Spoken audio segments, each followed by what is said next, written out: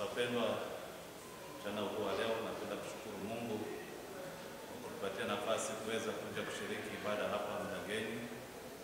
Naitwa Reverend Felix Meso Mchaka, nimeokoka. Kristo ni Bwana, mwokozi wa maisha yangu.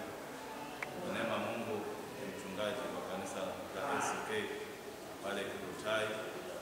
Kwa basi tumepata nafasi hii kuweza kuja ili kuendelea kumwabudu Mungu mahali hapa. Hivyo nilete ujumbe wa Mungu kutoka katika kitabu cha Wafalme wa Kwanza mlango wa 17 mstari wa 17 hadi wa 24. Na hapa tunaona mtumishi wa Mungu Elia akiwa ameitwa na Mungu ili kuweza kuendelea kuifanya huduma yake. Kama vile ambavyo nijuavyo ni kwamba Elia tujaambiwa historia yake vile ilivyokuwa, lakini alipokuwa ameweza kuitwa, basi tunaona akifanya mambo makubwa, Mungu akimtumia vilivyo, kwa sababu alitamani kwamba Israeli kaweze kubadilika na kuweza kufuata menendo ambayo Mungu alikuwa amewawekea kwa mwanzo.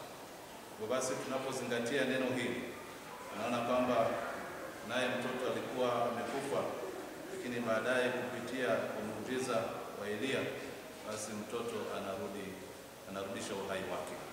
Hivyo kuna mambo matatu ambayo natamani tuweze kujifunza kutoka kwa mistari hii. Na la kwanza ni kwamba lazima uhusiano wetu na Mungu uweze kuwa mzuri ili kwamba tukaweze kwenda mbali na kufanya miujiza katika maisha yetu.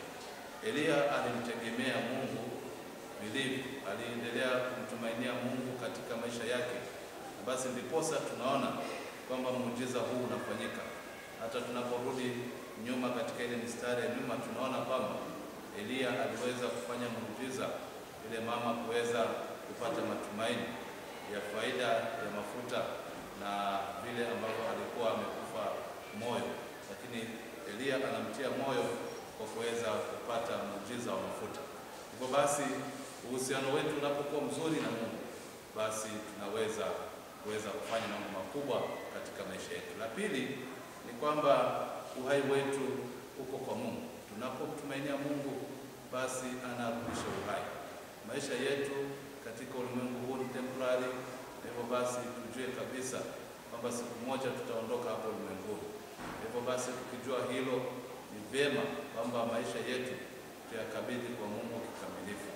Na hivyo tunaona kwamba uhai huyo mtoto ambao anaupata, nayo mambo ambayo katika maisha yetu naweza kuwa yameweza kukufa, yameweza kurudi nyuma, hata wengine tunakata matumaini, lakini kupitia kwa huu muujiza mtoto anarudisha uhai wake, vile vile vitu zetu, maisha yetu yanaweza kupata uhai tunapoendelea kumtumainia na kumtegemea Mungu katika maisha yetu. Lakini la tatu ni kwamba tunajifundisha ni lazima tuendelee kumtegemea Mungu kikamilifu. Mungu tunapomtegemea kikamilifu katika maisha yetu, kama vile Elia alivyomtumainia na kumtegemea, basi tuna uhakika wa kwamba Mungu anatenda katika maisha yetu. Elia hakuwa na mpango mwingine katika maisha yake, alimtumainia na kumtegemea Mungu katika maisha yake, na ndiposa tunaona kwamba muujiza unafanyika. Ndiposa tunaona kwamba mambo yanafanyika katika Israeli, mambo yanaendelea kudhihirika kwa sababu Elia alimtumainia Mungu kikamilifu katika maisha yake. Na hivyo sisi pia tunapoendelea kumtumainia Mungu, basi Mungu anafungua milango, Mungu anatenda miujiza, Mungu anaendelea kutupandisha katika viwango vingine, kwa sababu tumemtumainia yeye peke yake katika maisha yetu. Kwa hivyo wapendwa, ni kwamba Mungu atusaidie sana tunapoendelea kumwabudu, tunapoendelea kupata neema ya kuishi, basi tuzingatie haya, na zaidi kama vile Elia alivyojitoa kikamilifu kwa ajili ya Mungu, basi na sisi tukaweze kuona miujiza ikifanyika, si kwa kanisani, si katika familia, si kwa jamii, bali kote mahali tumeitwa kuendelea kuifanya huduma ya Mungu, na tukaendelee kumsifu na kumshukuru kwa yale mazuri ambayo anaendelea